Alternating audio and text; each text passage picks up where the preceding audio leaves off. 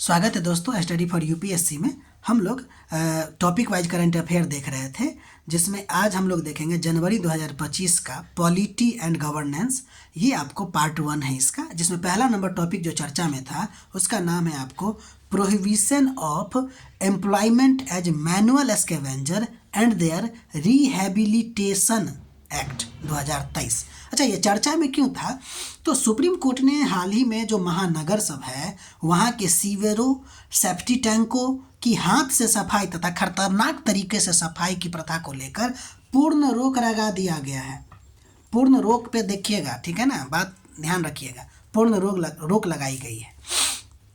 तो अब हम इस एक्ट के बारे में थोड़ा सा जानकारी ले लेते हैं। तो पहली बात, क्या यह एक्ट आपको मैनुअल एक्सकेवेंजर को परिभाषित करता है क्या? तो हम लोग कहेंगे यस, परिभाषित करता है।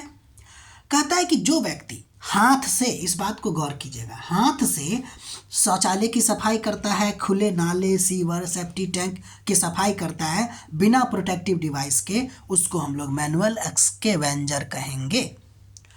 ध्यान दीजिएगा, यह एक्ट आपको इस रोजगार को प्रतिबंध करता है। मैनुअल स्कैवेंजिंग का जो रोजगार है ना, उसको रोकता है। यह एक्ट जो है ऐसे रोजगार की मनाही करता है, चाहे वो नगर हो, चाहे गांव हो, चाहे कहीं भी हो। भारत में किसी भी जगह मैनुअल स्कैवेंजर की मनाही है।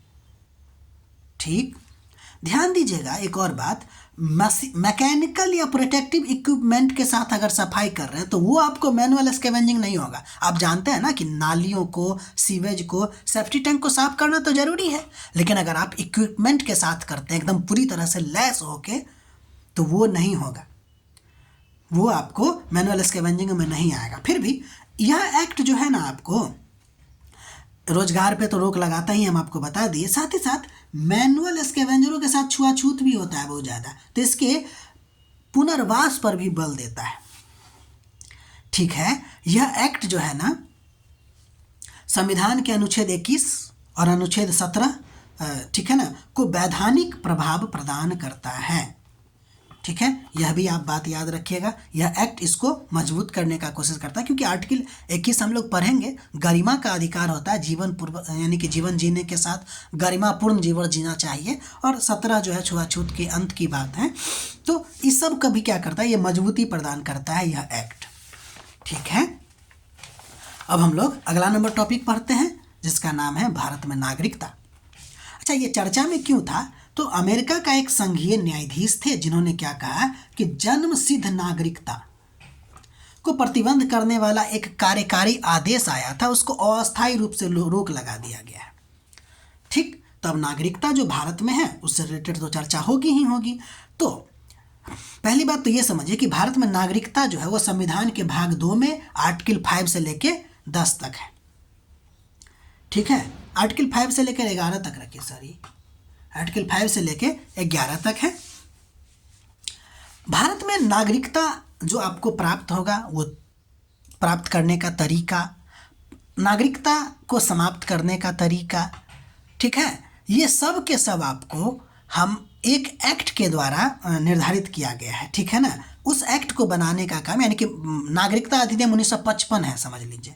ठीक है, तो वो जो एक्ट है आपको उसके आधार पर निर्धारित किया गया है। फिर भी देखिए, भारत में जो नागरिकता प्राप्ति का तरीका है वो 5 तरीका से आप प्राप्त कर सकते हैं। एक तो जन्म के द्वारा, एक वंश के द्वारा, पंजीकरण के द्वारा, देशीकरण के द्वारा, और क्षेत्र के समावेश के द्वारा। अगर भारत कोई क्षेत्र जीतता है तो वहाँ का नागरिक अपने आप यहाँ का नागरिक हो जाएगा। तो भारत में नागरिकता कितने तरीका से प्राप्त किया जा सकता है? तो कुल 5 तरीकों से। ठीक है, अब इस सब के बारे में डिटेल हम पॉलिटी के क्लास में ही कर सकते हैं। ठीक है, यहाँ नहीं कर सकते हैं। ठीक है ना, हर चीज़ की अपनी एक चुनौतियाँ होती है ना, वीडियो ज़्यादा लंबा नहीं कर सकते हैं, हर चीज़ एक ही क्लास में नहीं पढ़ सकते हैं। ठीक है ना, अब नागरिकता की समाप्ति की भी बात कर लेते हैं। तो त्याग के द्वारा समाप्ति होगा, यानी कि कोई व्यक्ति स्वेच्छा से छोड़ दे।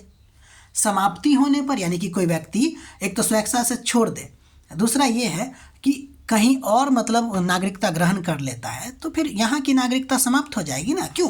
क्योंकि हमारे यहाँ एकल नागरिकता है। ठीक है ना। और वंचन के द्वारा कोई झूठी तरीका से, कोई और तरीका से अगर लिया गया है, भारत के बारे में अगर कोई विरोधी बातें करता है, यानी कि कोई दुश्मन देश के साथ जाके मिल जाता है, तो उसको अपने आप निकाल दिया जाएगा, वंचन के द्वारा, नाम ही है। तो 3 तरीका से समाप्ति भी हो सकता है। तो इसको भी डिटेल हम लोग पढ़ेंगे, किस में, वही पॉलिटी के लेक्चर में। फिलहाल देखिए, ये जो नागरिकता से रिलेटेड एक्ट सब है या फिर कोई बातें हैं, वो उसके लिए कानून कौन बनाएगा, तो यह हमारे संविधान के अनुच्छेद 11 में लिखा है स्पष्ट रूप से, संसद जो है ना वह नागरिकता से रिलेटेड कानून बनाएगा।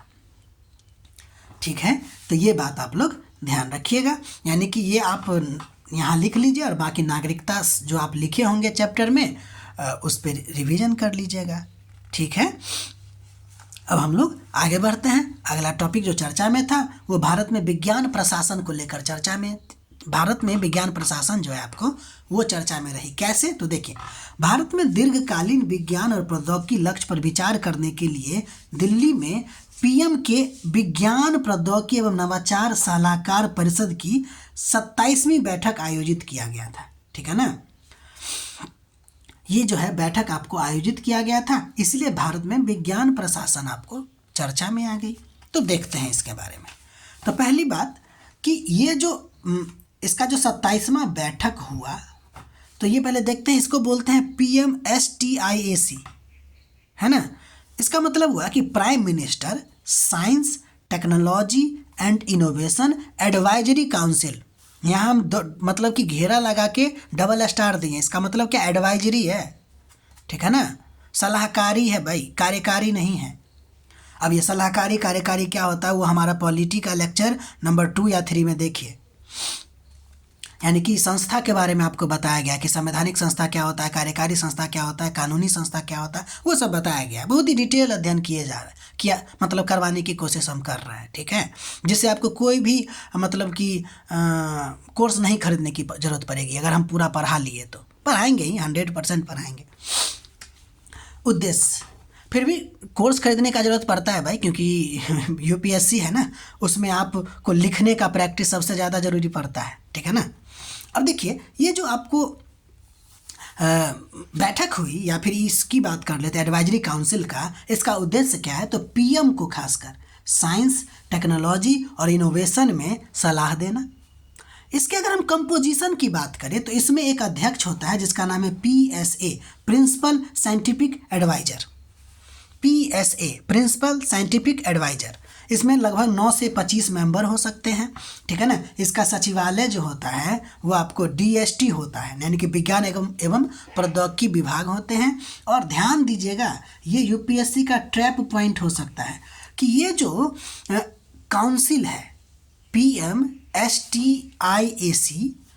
इसका जो अध्यक्षता है headed by the PSA not PM, दे देगा कि PM के द्वारा अध्यक्षता किया जाता है तो गलत मारिएगा। इसकी अध्यक्षता कौन करता है, लिख तो दिए हैं PSA अध्यक्ष। ठीक है ना, headed by PSA not PM। उम्मीद है समझ रहे होंगे। तो अब बार बार चर्चा हो रहा है PSA के बारे में, यानी कि प्रिंसिपल सेक्रेटरी, यानी कि प्रिंसिपल साइंटिफिक एडवाइजर के बारे में। तो इसको देख लेते हैं, ये फुल फॉर्म हो गया इसका, जो आपको बता चुके हैं। ध्यान दीजिए, इसका जो गठन है ना 199 में हुआ, और यह काम करता है PMO के अंतर्गत, किसी विभाग या मंत्रालय के अंतर्गत नहीं होता। ठीक कहेगा, PSA जो है वो मंत्रालय, यानी कि किसी मंत्रालय के अंतर्गत काम करता है। कोई भी मंत्रालय दे दिया जाएगा तो गलत कहिएगा, ठीक है ना, वो सही नहीं है। वो किसके अंतर्गत काम करता है, PMO के अंतर्गत काम करता है। और इसका जो पहला एडवाइजर थे वो APJ अब्दुल कलाम थे। क्या पर्सनालिटी थे इनका, ठीक है ना। तो APJ अब्दुल कलाम, कोई दिक्कत, PSA के बारे में समझ गए। अब हम लोग आगे बढ़ते हैं।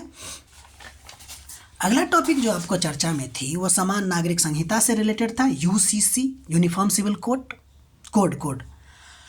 देखिए, उत्तराखंड जो है वो आपको समान नागरिक संहिता लागू करने के लिए पूरी तरह से तैयार है, लागू कर भी दिया होगा। अब देखिए, अगर हम UCC, अब ये UCC आपको चर्चा में आ गई तो इससे रिलेटेड कुछ चीज़ पढ़ लेते हैं, पूरा तो अध्ययन नहीं होगा। देखिए, इसका उल्लेख भारतीय संविधान के अनुच्छेद 44 में है। डीपीएसपी के अंतर्गत है। ठीक है। अगर हम बात करें संहिता का, तो संहिता का मतलब होता है क्या, यानी आचरण को बताने वाले जो ग्रुप होंगे। सो तो देखिए ये दो प्रकार के होते हैं, एक होंगे आपराधिक संहिता और एक होगा आपको नागरिक या इसको गैर आपराधिक संहिता कहते हैं। ठीक है।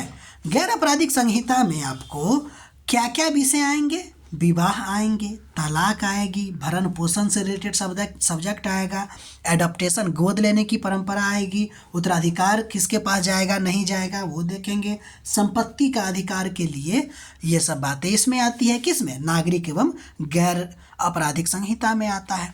और भारत में अभी वर्तमान में इस सब के लिए अलग अलग पर्सनल लॉ है, जैसे Muslim personal law, Hindu personal law. ठीक है। तो भाई यूसीसी क्या कहता है? यूसीसी कहता है कि देश के सभी नागरिकों के लिए एक समान नागरिक संहिता होगी जो धर्म, जाति, समुदाय के आधार पे अलग अलग न हो के समान रूप से होगा। ठीक है, इतना तक समझ गए?